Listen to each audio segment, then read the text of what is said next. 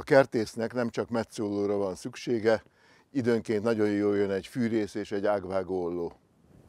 Régen a kertészek ilyen típusú fűrészekkel metszettek. Ez egy 50 éves darab, hibátlan, gondolom a 100. penge van benne. Ilyen fűrészlapot minden barkácsboltban könnyedén lehet vásárolni. Egy szezont nálam kibír a fűrészlap. Hogyha elveszteni az élét, mert nagyon sokat dolgozom vele, akkor lehet még reszelgetni, hogy élesebb legyen, lehet hajtogatni a fogait, hogy jobban kiálljanak, de a legegyszerűbb kicserélni. Mindig feszes a fűrészlap. A legfőbb előnye ennek a típusú fűrésznek, hogy húzva és tolva is vág, tehát mindkét irányba, hogy mozgok vele, mindenképpen vág. A legnagyobb hátránya viszont, hogy nem minden ágvillába fér bele. Ennél vannak modernebb példányok is. Itt például ezt használom általában holdfához, ez még nagyobb, még kevésbé férne bele metszéskor az ágak közé. A fűrészlapja ugyanúgy cserélhető, tökéletes az élessége, és így tovább.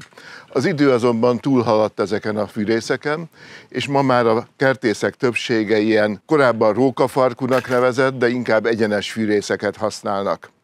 A fantasztikus előnye, hogy a legkisebb ágvillába is befér, tehát ahova egy metszólóval benyúlnék oda, ez a penge is befér, és a legfontosabb hátrányuk pedig az, hogy csak húzva szabad velük vágni. Úgy van kialakítva a pengéjük és a fogazatuk, hogy csak húzás közben harapnak, könnyebb viszonylag visszatolni. A jó hírem az ügyben, hogy nem úgy, mint a metszólóknál, a fűrészeléshez direkt segít egy kesztyű, tehát hogyha a vágókezemben is van egy kesztyű, akkor biztosabban fogom a fűrészt, és hogyha a másik kezemmel hajlítok, akkor azt is nagyobb biztonságban érzem fűrészelés közben. A svájci Felko, aki ezt a fűrészt forgalmazza, gondoskodott arról, hogy munka közben is tökéletes legyen. Egyrészt van rajta egy nagyon ergonomikus fogás. Ha nem akarok hozzá tokot használni, akkor felakaszthatom így is az ágakra, valamint ide madzagot is fűzhetek, és akkor is vihetem magammal a létrára vagy a fa tetejére. De tökéletes a tok, egy bújtatóval ráfűzhetem az övemre, és nem kell az övet vagy a bújtatót levenni, hanem leakaszthatom róla egy klipszel. És akkor levettem a fűrészt pihenés vagy szendvicsevés közben.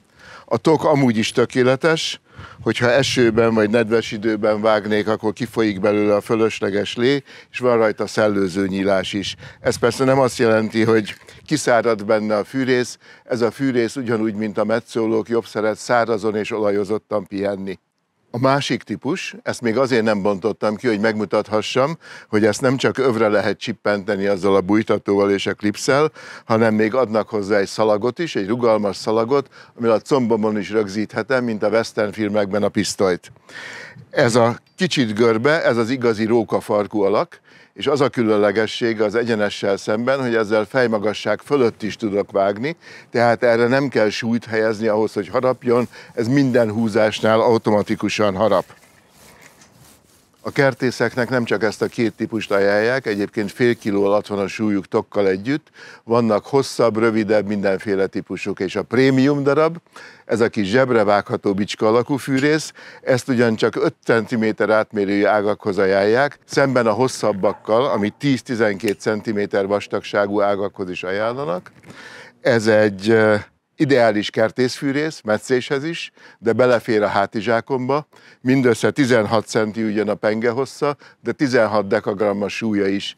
Tehát minden kempingezésnél, erdei szalonnasütésnél, bográcsozásnál, sátorozásnál ez egy ideális darab.